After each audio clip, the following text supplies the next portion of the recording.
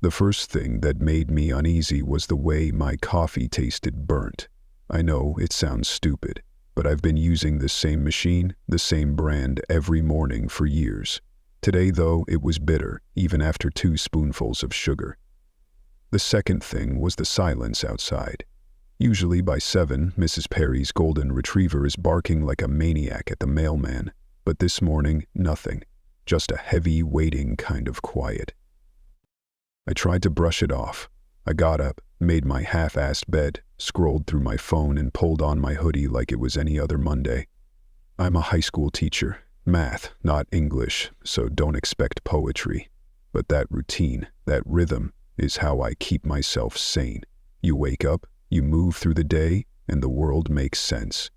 But this morning, even the sun looked off, thin and watery, like someone had turned down the brightness. Out in the parking lot, I saw an army van parked near the dumpsters. Not the usual recruiting truck, the real deal.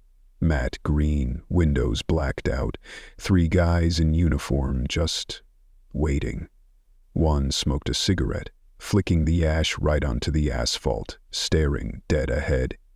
Another kept messing with the radio, swearing under his breath. I felt their eyes on me as I walked to my car, but they didn't say anything. I remember thinking maybe there's a drill or something at the base. Fort Harris isn't that far. Driving to school, traffic was lighter than usual. Not empty, but there were less honks, less people running late and cursing in the next lane. I got stuck behind a city bus, and through the dirty window I saw 2 kids, faces pressed to the glass, eyes wide. They weren't smiling or making faces. They just stared, unblinking at the world going by. When the light turned green, I almost stopped to check on him, but my phone started buzzing. Texts from the group chat, all out of order. Half of them wouldn't send. Some said message failed. Some just didn't show up at all. School was supposed to be normal. First period algebra, the usual tired jokes about quadratic equations, kids on their phones when they think I'm not looking, but the halls felt wrong. It was like the whole building was holding its breath. Even Coach Sanders, who usually walks around yelling at the football players, was hunched over in his office, talking in a low voice on his cell. I tried the faculty Wi-Fi. It was dead. The front office phone rang and rang, but no one picked up. Around noon, I went to heat up my lunch in the teacher's lounge. That's when I noticed blood on the handle of the fridge, just a little, not smeared, almost like someone cut their finger and didn't even realize it. There was no paper towel, no cleanup. I stood there, microwaving my leftover lasagna, staring at that single red streak. When I asked around, nobody said anything. Everyone acted like nothing happened. That's when my friend Deshaun finally texted me back. He lives in the next building, apartment 22C. Bro, do you see the army guys outside? Something is going down. Don't trust the news. Don't open your door. I started typing a reply, but my signal dropped and the message never went through. The day just kept getting more off balance. Kids kept asking if they could go home early. I heard rumors in the hall. Somebody's dad was sick. Someone's brother came home and locked himself in the basement. A senior, Sam Diaz, came in late with mud on his shoes and stared at his desk for 40 minutes without saying a word. By the time the final bell rang, the principal came over the loudspeaker, voice shaky, saying school would be remote until further notice. She didn't give a reason. She sounded like she was about to cry. I called my mom on the drive home. She didn't answer. I tried my little brother, straight to voicemail. My best friend Jody, who works nights at the hospital, sent me a single text. Don't panic, just stay inside tonight. Seriously, I'll call you in the morning. I tried calling her, but the call dropped after 1 ring. I'm not the kind of guy who jumps at shadows. I know the world's been weird since COVID, since the fires, since everything. But this was different. This was the world holding back something it didn't want to say. I got home and locked the door, double-checking the windows for the first time in years. I even put a chair under the handle. I turned on the TV. Every channel had a different story. One said a chemical spill, one said a virus, one just played old reruns like nothing was happening at all. The local news said, "Please remain indoors and wait for official instructions." They said it like they were reading from a card. It was just after dark when I finally realized how alone I felt. The power flickered once, then held steady. I turned off most of the lights, but kept a lamp on in the living room. That's when I saw it. The shadow on the wall, long and thin, not matching anything in my apartment. I got up to check, thinking maybe I left a window open or the streetlight was playing tricks. But the shadow moved, not fast, not like in a movie, just a slow, steady slide along the baseboard, as if it was looking for something. I froze, heart beating way too hard, waiting for it to stop. It didn't. It stretched itself out, brushing the edge of the couch, then pulled back, as if it was sniffing for weakness. I wanted to run, but my feet wouldn't move. I whispered my brother's name, my mom's name, anything to make it stop. It just kept sliding. Then suddenly snapped back to where it belonged, as if it had never moved at all. That's when my phone buzzed. A new emergency alert. Stay inside. Do not approach windows after nightfall. Secure all entry points. The street outside was dark. No barking dogs, no sirens. Just the faint shape of those army vans, engines off, soldiers waiting for something nobody wanted to see. As the first night I realized the shadows weren't just shadows anymore. Something was here, and it was spreading, and whatever was out there, it was already inside. I barely slept. Every time I closed my eyes, I saw that shadow in the corner of my living room, moving in ways it never had before. I tried to tell myself I'd just imagined it, that I was tired, but I could still see it there, even with my eyes open. A thin, shifting outline on the wall that didn't fit any lamp or furniture in my place. I kept the lights on all night and listened to the hum of my fridge and the old radiator ticking, and even those noises sounded wrong, too sharp, like someone breathing right next to my ear. Around 4 in the morning, my phone buzzed again. The same emergency alert, worded just a little differently. Remain indoors until further notice.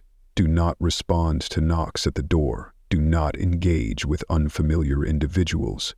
I checked the group chat, but everyone had gone silent except for one message from Jody.